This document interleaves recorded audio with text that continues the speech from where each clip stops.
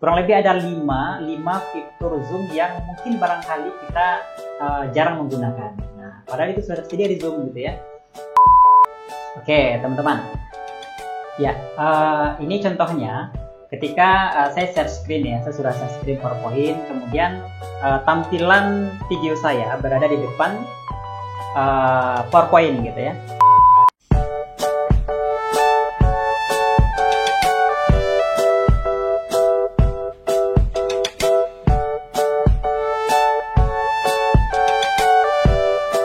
Selamat datang kembali teman-teman semuanya di channel YouTube Alif Ilhami. Kali ini kita akan coba membahas tutorial penggunaan fitur advance di Zoom. Jadi mungkin barangkali kita jarang menggunakan fitur ini, padahal fitur ini menurut saya cukup menarik dan bisa menambah estetika lah pada saat kita share screen ya di Zoom. Ya, saya akan mencontohkan kepada teman-teman semuanya.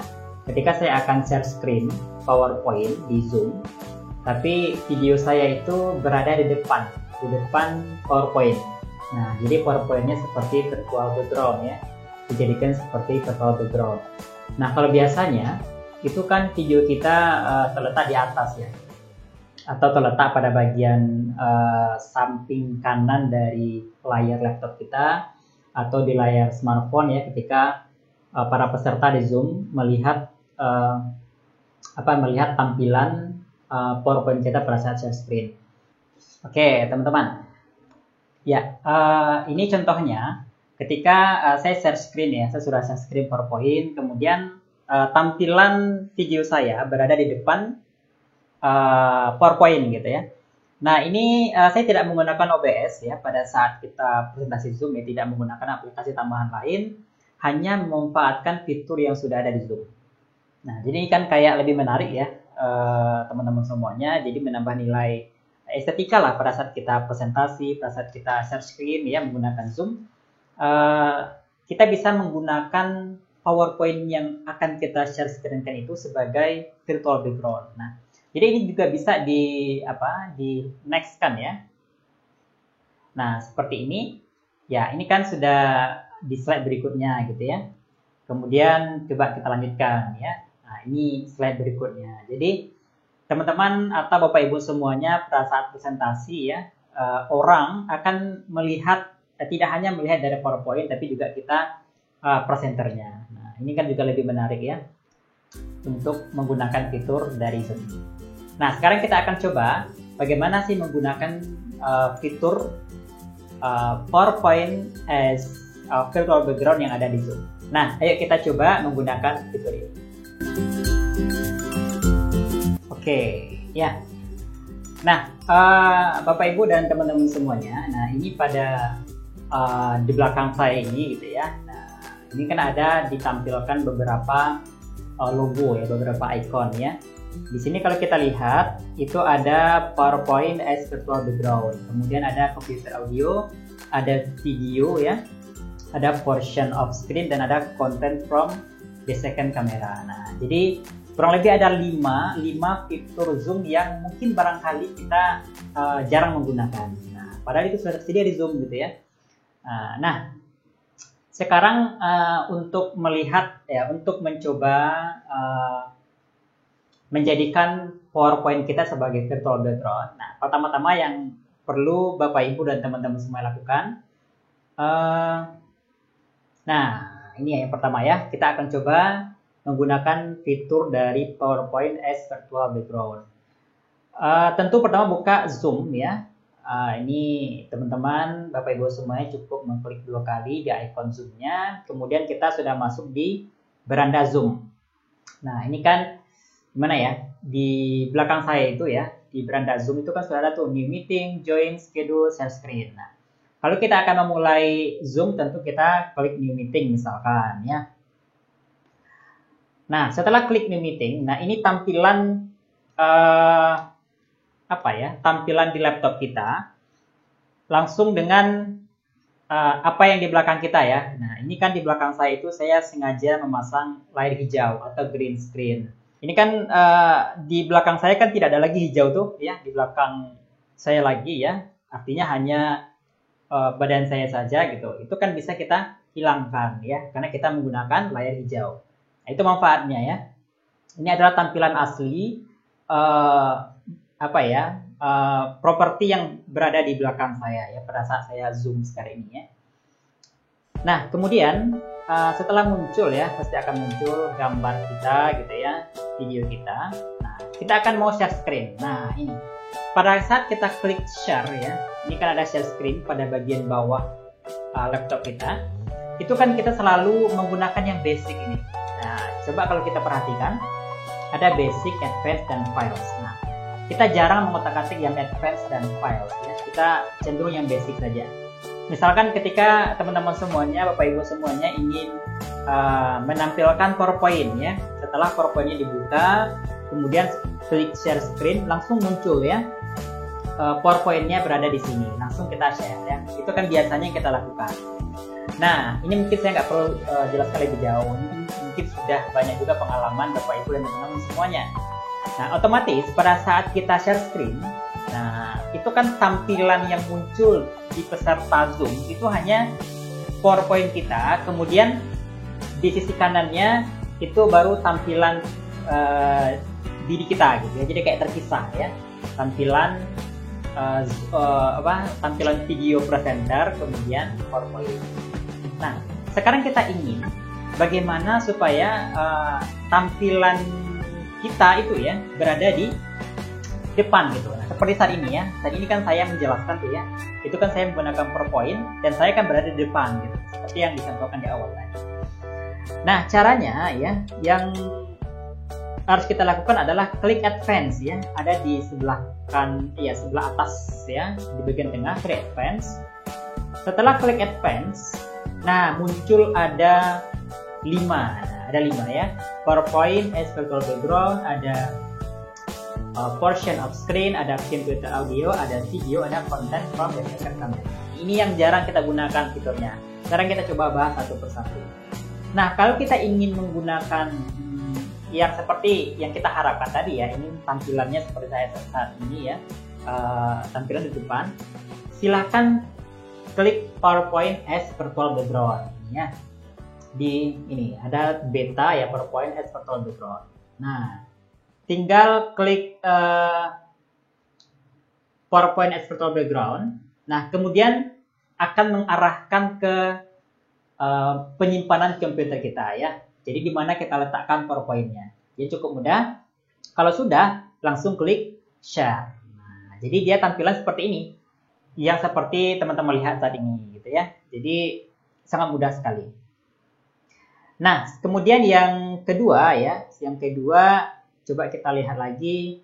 Kita akan coba membahas tentang portion of screen. Nah, kalau kita ingin menggunakan portion of screen ya, portion of screen ini tujuannya adalah ketika kita menampilkan kurang lebih sama kayak kalau teman-teman bisa menggunakan OBS ya, itu menampilkan layar utuh dari tampilan laptop kita. Nah, misalkan seperti ini ya. Misalkan kita akan coba menggunakan ya portion of screen. Nah, klik share screen di advance ya. Kita pilih portion of screen. Kita klik share. Nah, ini. Teman-teman semuanya akan lihat ada kotak kecil ya. Ada kotak kecil yang bisa kita atur ukurannya, mau geser ke kiri, mau geser ke kanan, ya, ke atas, ke bawah. Tampilan yang akan muncul di layar peserta, di peserta Zoom, ya, tampilan yang ada yang terlihat oleh orang lain, itu adalah potongan dari kotak yang kita buat di layar kita. Jadi ketika kita mau pindah, ya, kita mau pindah ke file berikutnya, misalkan saya buka Word gitu ya, maka juga akan langsung akan terlihat di layar orang gitu. Nah, misalkan kayak gini ya, misalkan seperti ini. Nah, itu akan terlihat di layar peserta lainnya gitu. Nah, jadi kalau biasanya Bapak Ibu semuanya, teman-teman semuanya, ketika mau share screen file misalkan, kan kita sudah share screen, tapi kita nggak sengaja gitu ya pindah ke file berikutnya gitu. atau kita pindah kepada PowerPoint misalkan. Nah, kita mengira bahwa ketika kita mengklik file yang lain itu akan terlihat oleh orang lain, padahal tidak, gitu ya. Karena kita tidak menggunakan portion of screen, karena kita biasanya menggunakan yang basic. Setelah kita buka file Word, kemudian kita share screen, nah itu hanya terlihat satu arah saja gitu ya. Artinya tidak bisa orang lain akan melihat yang lain meskipun kita sebagai presenter sudah memindahkan ke file yang lain. Nah, tapi ketika kita menggunakan portion of screen, kemanapun ya teman-teman pindah di layar di laptop teman-teman semuanya, itu akan terlihat. Itu gunanya portion of screen. Nah, sekarang coba kita lihat, kita akan coba lihat lagi yang, nah ini ya, computer audio. Kalau computer audio itu sama halnya kita ingin men-share screen audio saja gitu.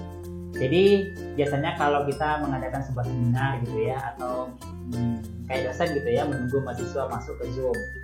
Jadi biar tidak heading gitu, memutar musik misalkan, memutar instrumen. Nah, kita cukup pilih computer audio. Tapi dengan catatan kita sudah memutar musiknya gitu. Jadi apapun musik yang terputar di laptop kita itu akan terdengar oleh orang lain ya. Jadi hanya klik computer audio. Nah, yang keempat, nah ini yang juga kita jarang menggunakan, tapi ini juga sangat penting ya. Yang keempatnya adalah fitur video. Nah, fitur video ini, oke, kita klik share ya.